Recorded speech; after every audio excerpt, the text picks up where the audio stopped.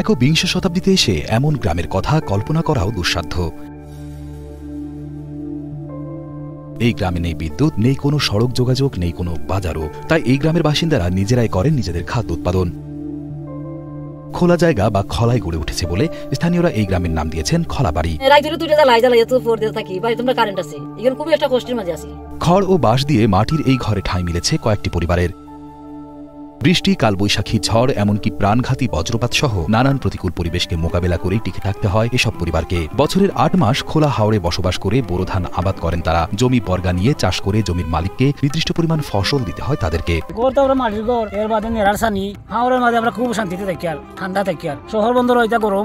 সুনামগঞ্জ সদর উপজেলার মোল্লাপাড়া ইউনিয়নের দেখার হাওড়ে এই খলা বাড়ির অবস্থান। প্রতি বছর জেলার বিভিন্ন উপজেলা থেকে হাওড়ের এই স্থানে বসতি স্থাপন করেন কয়েকটি পরিবার। বাড়ির পুরুষ সদস্যরা ৮ মাস বোরো ধান রোপণ, রক্ষণাবেক্ষণ, কর্তন ও শুকানোর কাজে যুক্ত থাকেন। অন্যদিকে পরিবারের নারী সদস্যরা বাড়ির আঙিনায় শাকসবজির আবাদ, গবাদি পশু পালন, রান্নাবান্নার কাজ এবং জ্বালানি সংগ্রহ করেন। বৈশাখের নতুন ধান তুলে বাড়ি ফেরেন তারা। কোন বছর লাভ, কোন বছর যায় খালি ধান লইয়া।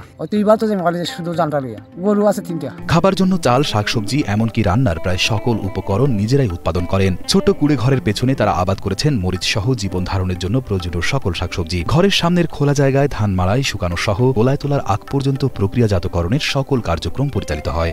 আইয়া গর দুয়ার বান্দি জ্বালা ফালাই সবজি ক্ষেত করি, লাউ করি, উড়ি করি, বেঙ্গন করি। মহিলারা তো আমরা ভাত রান্না খাবাই, মরিচ ফলায়, লাউ ফলায়, বিভিন্ন জাতের ফসল ফলায়, এটা বিধিত করে।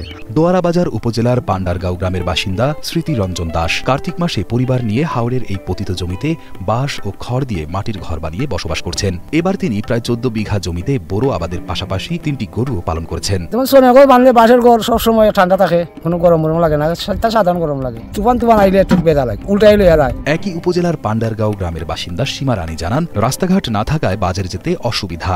তাই ঘরের পেছনে লাউ, শিম, বেগুন, মরিচ আবাদ করেছি। তেল সাবান ছাড়া কোনো কিছু কেনা লাগে না। আমরা লাউ করছি, উড়ি করছি, বেগুন করছি, কাঁচা মরিচ করছি, যেগুলোই আমরা করছি, আমরা এগুলা বাজার থেকে না খাওয়া লাগে না। মোল্লাপাড়া ইউনিয়নের চেয়ারম্যান মোহাম্মদ নুরুল হক বলেন, খলাবাড়ি অস্থায়ী গ্রামটি শুষ্ক মৌসুমে প্রায় ৬০ বছর ধরে তৈরি হচ্ছে। বিভিন্ন উপজেলা থেকে প্রায় ৩০টির মতো পরিবার এখানে আসে। বৈশাখ মাস এখানে যে এরা কৃষক, এরা তো ধান ফলায়, এই ধানটা আনতে এরা খুবই কষ্ট হয়। রাস্তা হইলে হয় কি আমাদের পানি সংরক্ষণ হয়, আবার আমাদের যাতায়াতের সুবিধা হয়।